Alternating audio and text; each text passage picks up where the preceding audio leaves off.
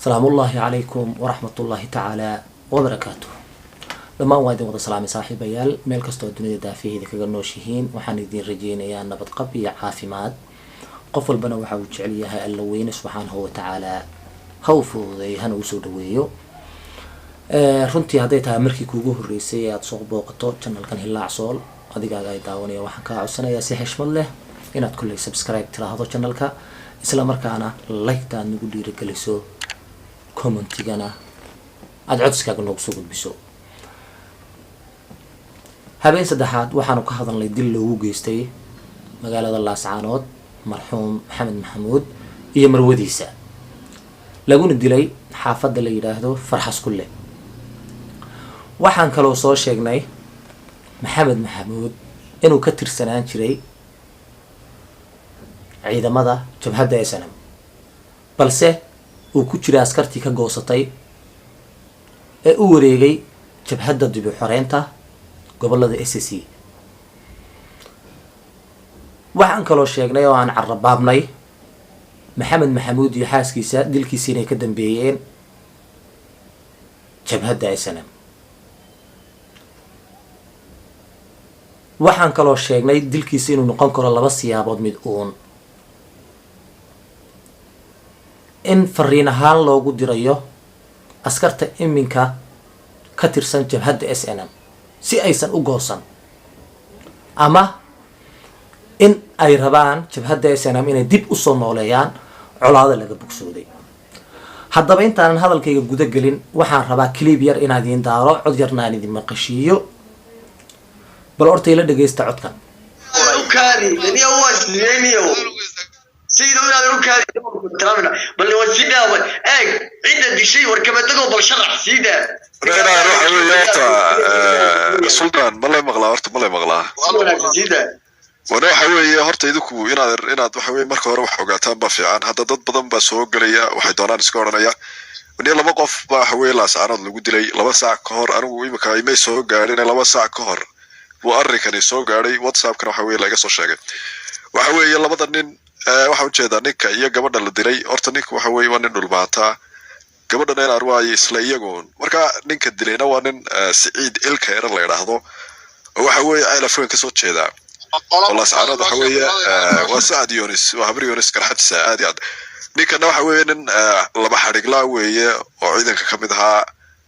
إن بدنو شو قلا سعرض مركان نيكا أيه صفنا فين نيكنا إن أرباس وكفري مركان هذا روح حوية ماشي تعسيون بنو فدنا إنه تعسيرنا وحوية نركمها لنا يا دلي يا وحوية ولا دلي لكن دينا غير waad muuqda maqashaan codkan waxaa la duubay saad aragtaan baa habeenkii dhacdadaas ee dhacday waana xog lagu kala qaadanayay group kalaaba runtii codkani waxaad ka dhex maqashaan inuu leeyahay waxaa dilay nin la yiraahdo Saciid Ilkayr oo cilaf weyn ka soo jeeda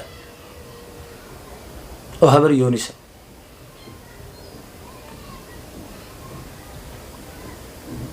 oo ka tirsan ciidamada jabhadda SNM. halka waxba iiga yara baxay Maxamed Maxamuud Allah uu naxariistay subhanahu wa ta'ala markii la dilay isagii xaaskiisa dadkii ugu horeeyay ee goobta soo istaaga isla daqiiqadihiiba waxay ahaayeen askar ka tirsan jabhadda SNM. waxa haddaba isweydiin mudan oo aqliga saliimka ah aan ka dhaadhacayn askarta goobta dhacdadu ka dhacday timi isla daqiiqadihiiba yaa u soo sheegay in meesha dil ka dhacay sayse ku ogaadeen sayse ku soo gaareen isla markiiba. ninkan hadalkiisa dib u dhageyso waxa uu yiri ninka wax dilay wuxuu ahaa nin askari ah ويسيرها هذا الضعفين كدي باس بكفر لبدو دي بقى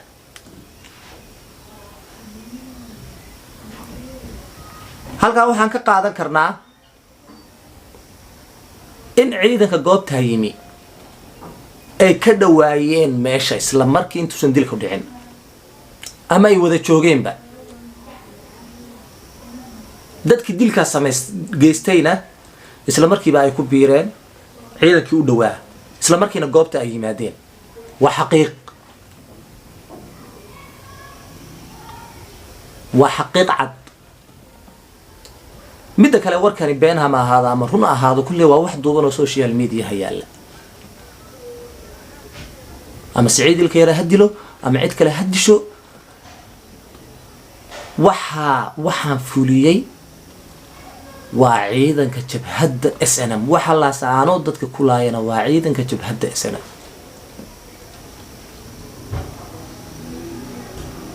waayo waanu naqaanaa salgiyada la saanood iyo intay meesha u jiraan intay ku iman karaanna waanu naqaanaa balse dilkii markuu dhacay 2 daqiiqo kadib waxa dul taagnaa ciidanka qayb kamida ciidanka jabhadda SNM hadalka ninkan wuxuu ahaa wasiir afdhaafay ninkan ciidan buu ahaa kadib baas buu ku furay أنا وحنا مثلا هاي هاوش الدل كامل كله فلونية تذكر واحد دلاه إنه يودوا يشين عيدا كتير سنجاب هذا أنا مسمى كي واحد دلان عيدا كمركب أو قلان هدونا يصور عن عيدا كماشي مني حتى كار وطي عيد عضي من خير عبدين اللي ودي لي ناس عناد أو عسكري ها نكلو عسكري ودي لي سعد موسى واتي محكمة لا سعران لسارية معلنت الربيع إن حكم كيسة لشاعية أما حكم كل جوريدو واتي للدلي جريقان كي حكم ككوريد الهار ونمدي هبين كي كوريسي وده دياري واتي دور شير دبعين عيدك خير عبدين إلى صباحان balse ay suuroobi weydo ilaa fara badan laga qabtay ciidamada khayr cabdi oo u naxay maatada iyo caruurta iyo dadka reer sool ee barta ku nool inay wax yeelo gaadhaan xaq darradu meesha ka jirta bal eega ninka waa tii la qaaday laguna xukumay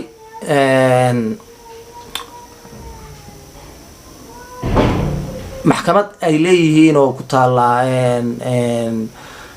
dhunya xushe waxaan u maleynayaa in 5 sano meelaha lagu xukumay mag wax saasa kadib oo tii Hargeysa loo qaaday intuu wadada ku jira waa tay shilka galeen ilaa 5 qof ay ku dhimatay marka dhulbahantu waa iska cadahay cidda ina laynaysa ee hal doorkeena dilaysa ee aqoon-yahankeena dilaysa ee dhakhtarkeena dilaysa ee ismadeena laynaysa inay yihiin jabhadda SNM maanta gobolka Sool ama magaalada Laascaanood kuma harin wax aqoon-yahan ah wax ganacsada ah wax dhakhtar ah waxay noqdeen in la dilay iyo in iskaga qaxday gobolkii oo gobolada kale ee Soomaaliya tagtay ganacsigoodana ka bilowday marka dhulbahantow mid baan idin leeyahay hadalku haduu mid yahay laba laga ma dhigo laba mid baad noqonaysaan dad gonnimada caadeysta oo ku noolaada darxumadooda iyo dad ka kaca oo halgama oo dagaalada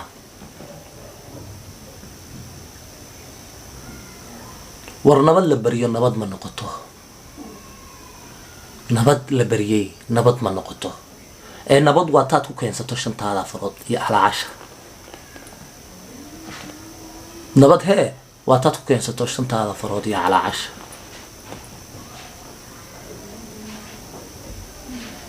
misaliiskeeni weynaa baan iska wadanaayo waa qorannaa oo marba kii la dilay hebel taariikhda xilligaas uu baxay qor liskare taasaan ku noolaan karnaa waa maya dhalinyaradu ha kacdo ha dagaalanto nin walba oo dhalinyaro ah qorigiisa ha qaato ku u garto inuu isaaq yahay oo magaalada Laascaanood dhex maray sujuudda ha ku dhufto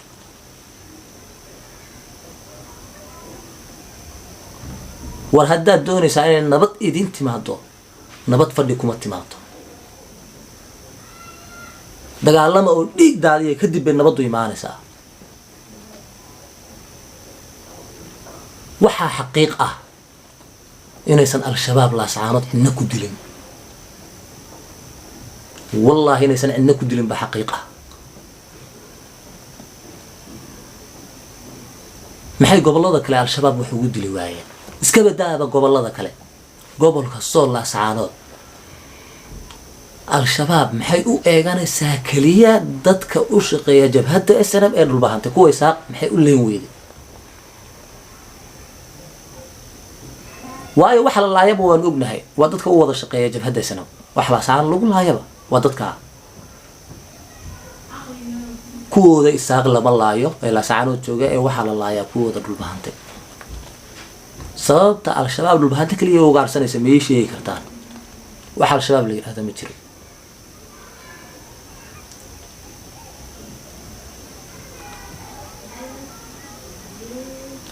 fadhi nabad kuma timaado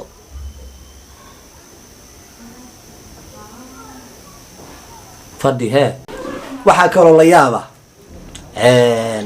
say samayn jireen ee caadadu ahayd ayay sameeyeen habeenkii la dilay maxamed maxamuud aroornimadeedii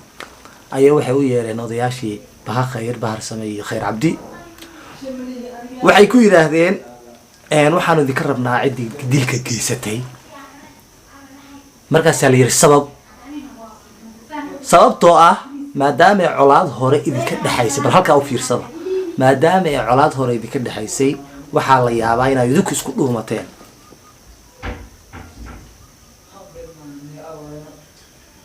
halkaa maxaa idinka cad inay rabaan inay colaadii dib usoo nooleeyaan balse waa lagu fahmay odayaal khayr cabdiye qeyb ka mid a baa waxay yidhahdeen anigu baarsame waxna uma haysano ninkaygina maysan dilin ee idinkaanu idinka rabnaa raggii saa yiri qaarkood waa la xirxiray qeybo kaloo dhalinyaro ahna waa xidhan yihiin markaad ulbahanto weligiin sidaa ha laidiin xirxidho sidaana ha laidiin laayo haddii kale fadhiga ka kaca oo gacantiina nabadda ku keensada